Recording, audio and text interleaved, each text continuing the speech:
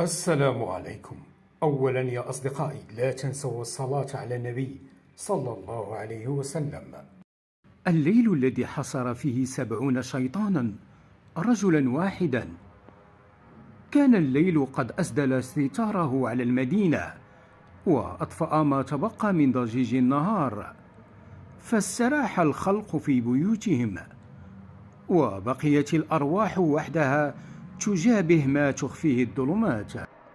وفي طرف سوق قديم كان يعيش رجل يدعى حسن، رجل بسيط الملبس، طيب النفس، شديد الحياء.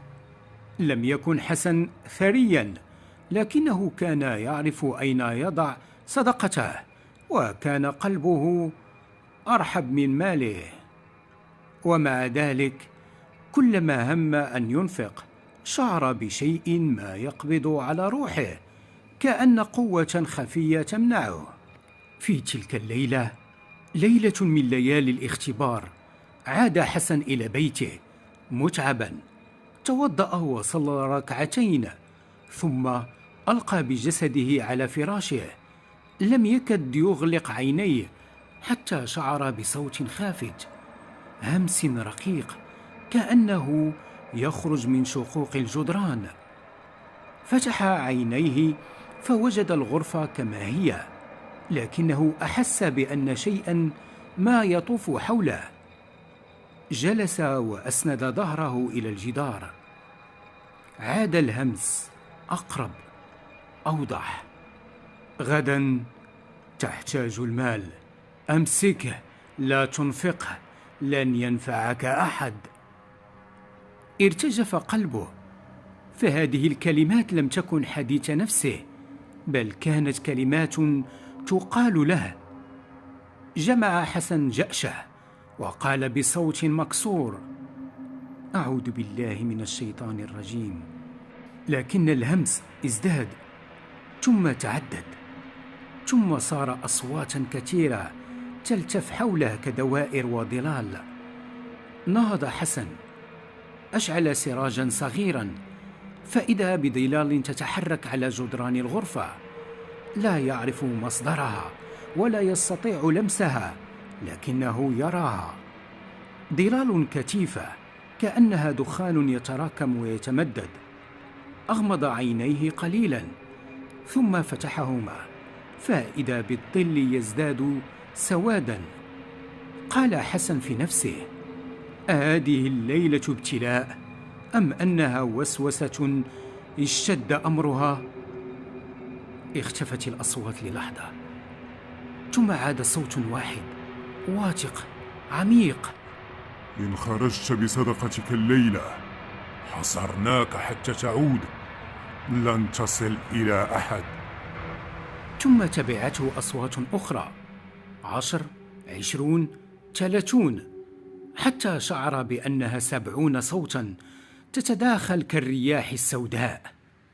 تراجع حسن خطوة ووضع يده على صدره، كأن الهواء في الغرفة أثقل من أنفاسه، والظلام أقرب إليه من جلده. لكنه تذكر ما علمه إياه والده يوما: إذا ضاق عليك الليل فاقرأ ما يطرد شره.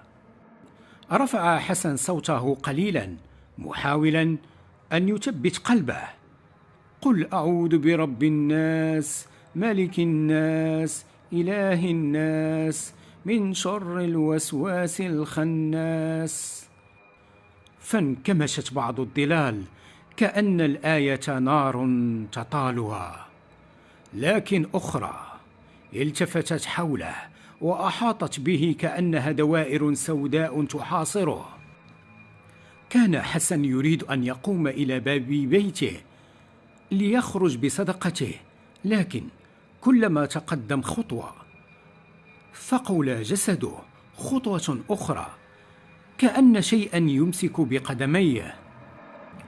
سمع صوتا من خلفه: ارجع، ليس هذا وقت الصدقة، رأفة بنفسك.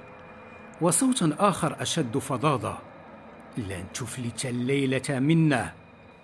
لكن حسن لم يكن من الذين يرجعون الخير إذا طلبه الله. أخذ كيس التمر الذي أعده صباحا لفقراء السوق وضمه إلى صدره، ثم قال بثبات لم يكن يعرفه في نفسه: اللهم إني أعوذ بك من الشيطان، اللهم قو قلبي. تحرك نحو الباب خطوة، فإذا بالظلال تلتف حول رجليه كأنها سلاسل من هواء ثقيل.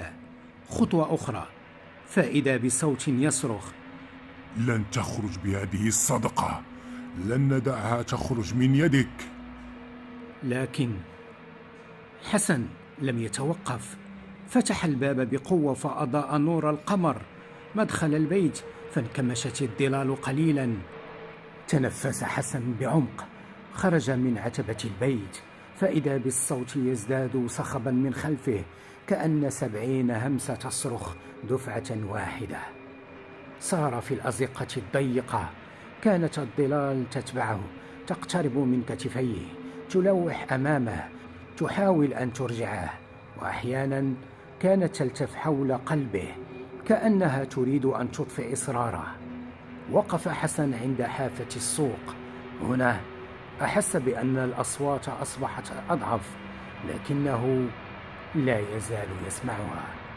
لن تعطي أحدا، لن تقدر، عد. وكان في السوق رجل فقير لا يملك قوت يومه. رآه حسن جالسا في عتمة الليل. اقترب أكثر، لكن قبل أن يمد يده أحس بقبضة باردة على ساعده، ليست قبضة جسد بل قبضة خوف مجمد. تذكر حسن أن الشيطان أحيانا يقاتل المرء عند لحظة العطاء أشد مما يقاتله عند لحظة الذنب، فرفع نظره إلى السماء وقال بقوة: بسم الله الرحمن الرحيم، اللهم قوي عزمي. واندفعت يداه فجأة، فوضع التمر في يد الفقير. لحظة اللمس تلك كانت كأنها كسرت جدارا لم يكسر منذ سنين. فما إن خرجت الصدقة من يده حتى انفرجت الظلال كلها، تلاشى صوتها، انقطع همسها، كأن ريحا عظيمة مرت في المكان ومحت كل أثر. تلفت حسن حوله، لم يعد هناك أحد، لا صوت، لا ظل، لا وسوسة. ثم شعر بخفة في روحه، كأنه تحرر من قيد كان يشد قلبه منذ زمن. عاد حسن إلى بيته، وقد تغير داخل الغرفة التي بدأت فيها المعركة، فإذا بها هادئة صامتة نقية. جلس على سجادته ووضع يده على صدره وقال وهو يبتسم: الحمد لله الذي نصرني على نفسي. ومنذ تلك الليلة لم يعد حسن يخاف لحظة العطاء، ولم تعد تلك الظلال تعود إليه كما كانت. علم أن الليل مهما اشتد فإن نور الإيمان أشد وأعلى، وأن 70 شيطانا لا يقفون أمام قلب استعاذ بالله وألقى صدقته لوجه الله.